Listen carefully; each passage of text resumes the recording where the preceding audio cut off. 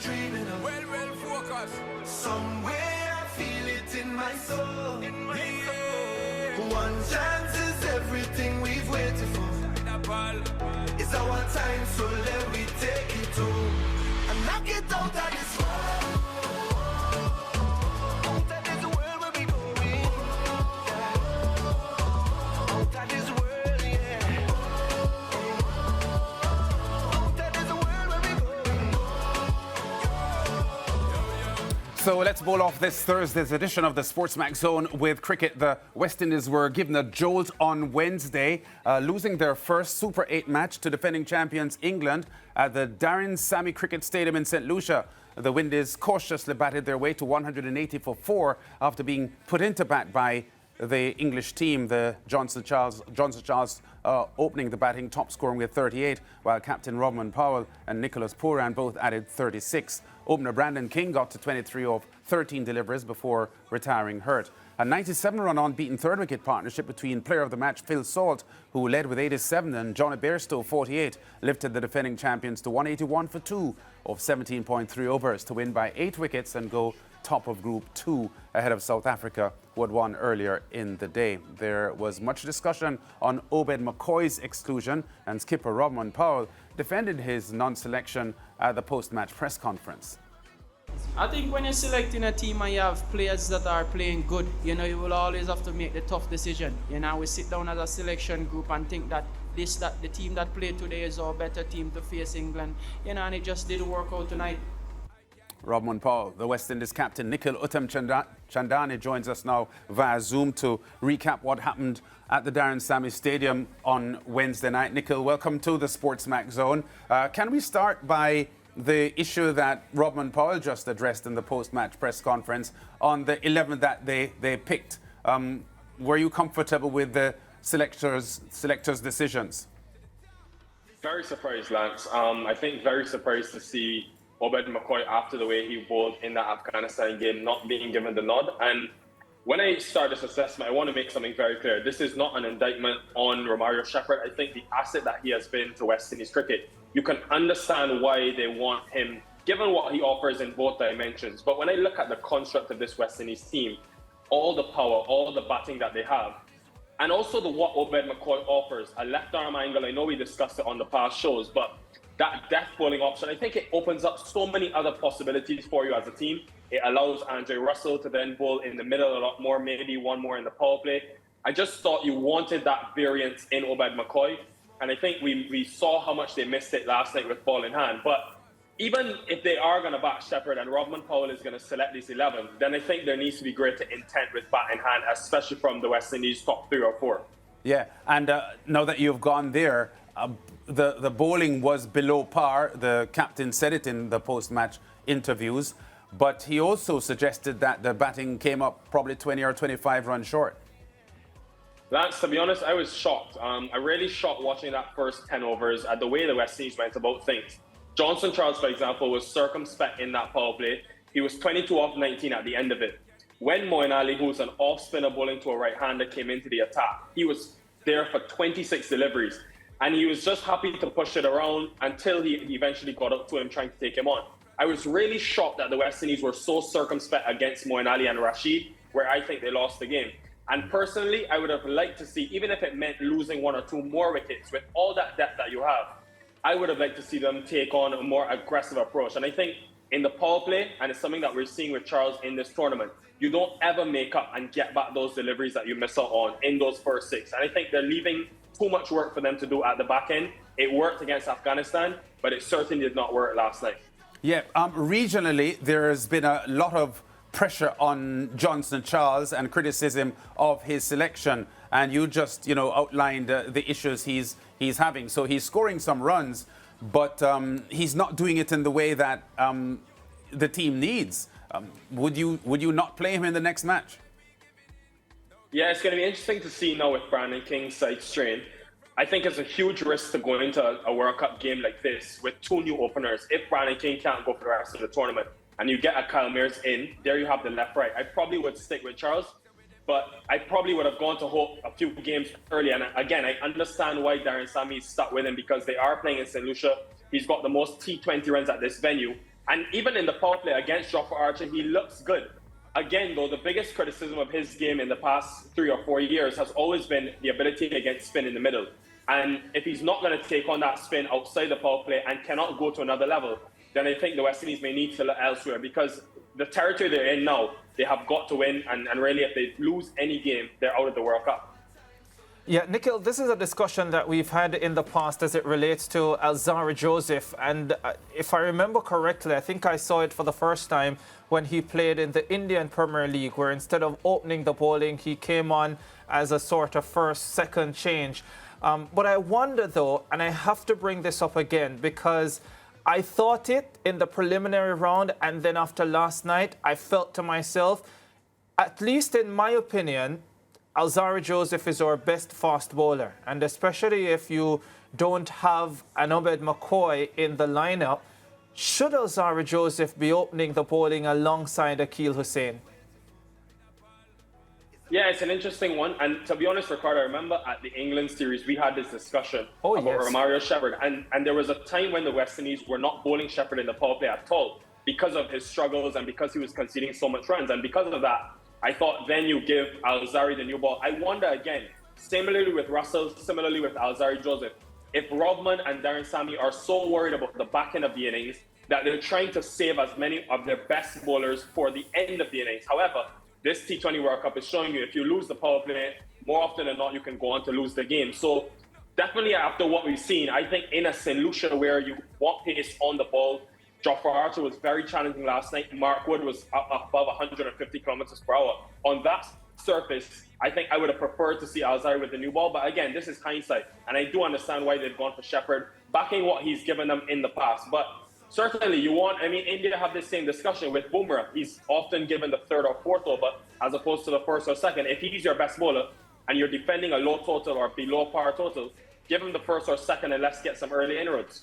Yeah, I especially think when you're not playing with a lot of runs on a surface like we had last night, that it would have been helpful to get those early wickets, and maybe at least as far as the fast bowlers are concerned, maybe Alzarri was the best person to do that. But we'll see how Captain Rovman Powell and Coach Darren Sammy deals with that going forward.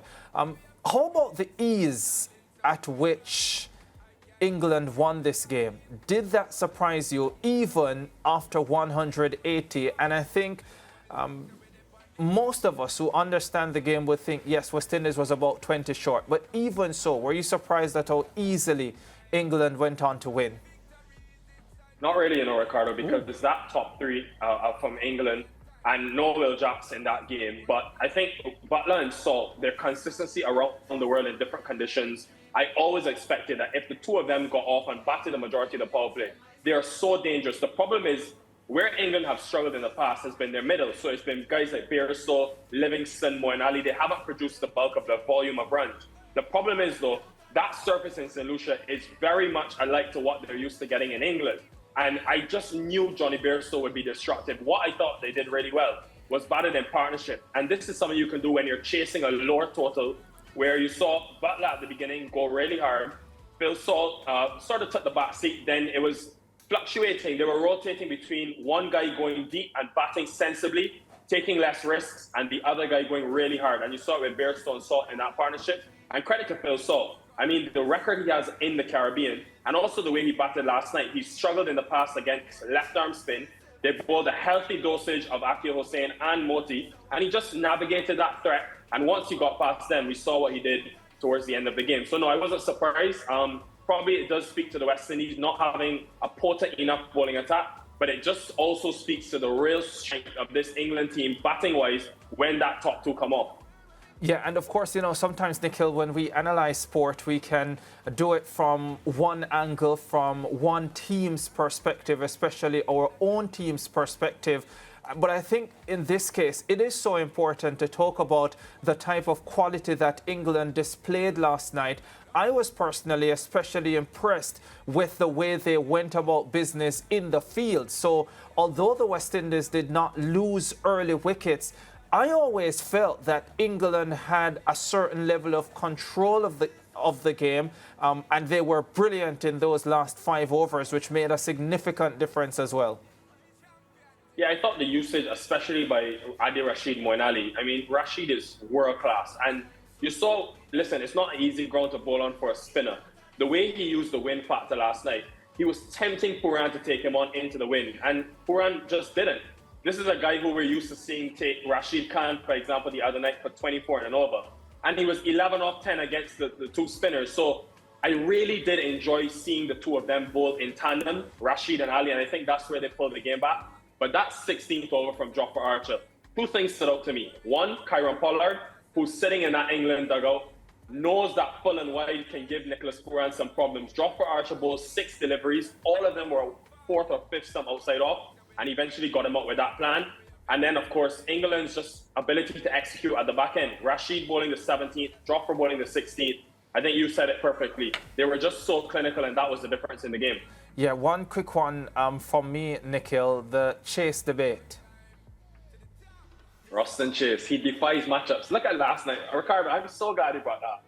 Roston Chase comes into the attack to bowl to Joss Butler and Phil Salt, two right-handers. And what does he do? He holds his nerve brilliantly. I do think, though, they're going to have to figure out what they do in terms of batting. I know some people have said that if anything, it should be McCoy in for him. Personally, I wouldn't go that way because I think in a situation where you lose a few early wickets, I don't know if I trust the middle order and the power to bat leg spin. So I think he's needed in that team, but he defies matchups, Ricardo. This man is needed.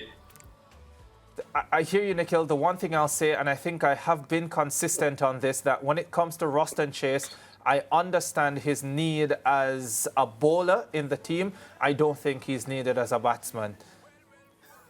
But Ricardo, he's shown you that he can go up a level.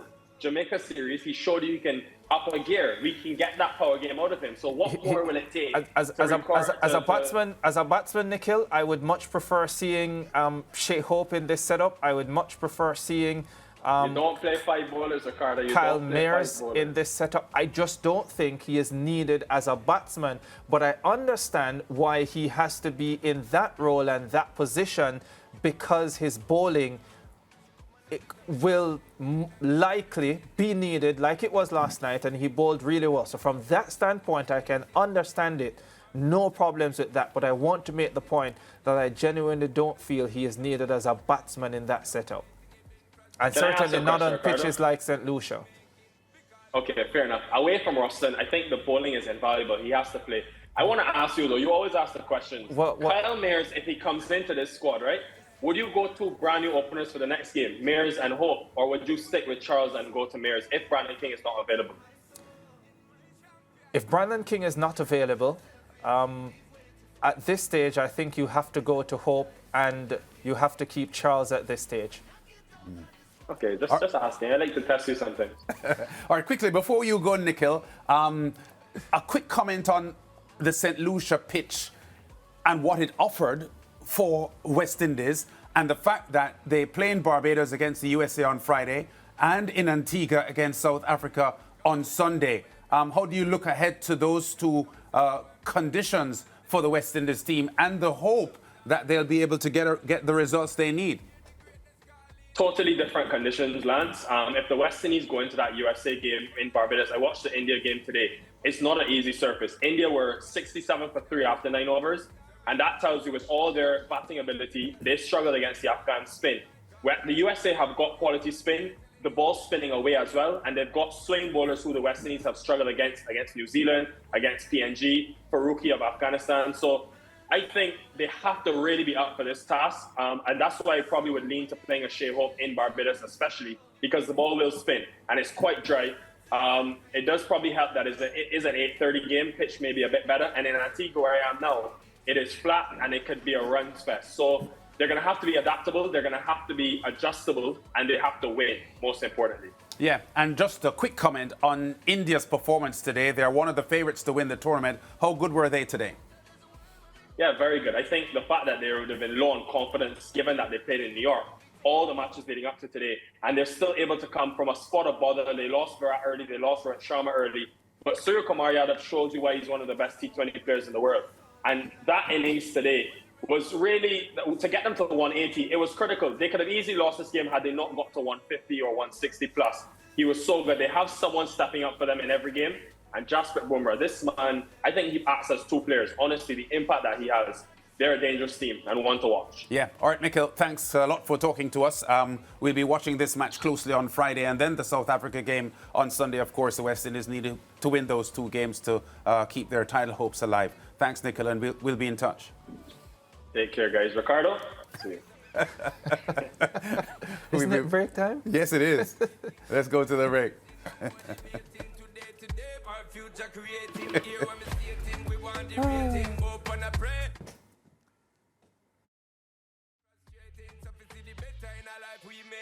Because life is giving and taking. Unity enough collaborating. You see the boundaries that we break here. When we should have been celebrating. This moment is all that I've been dreaming of.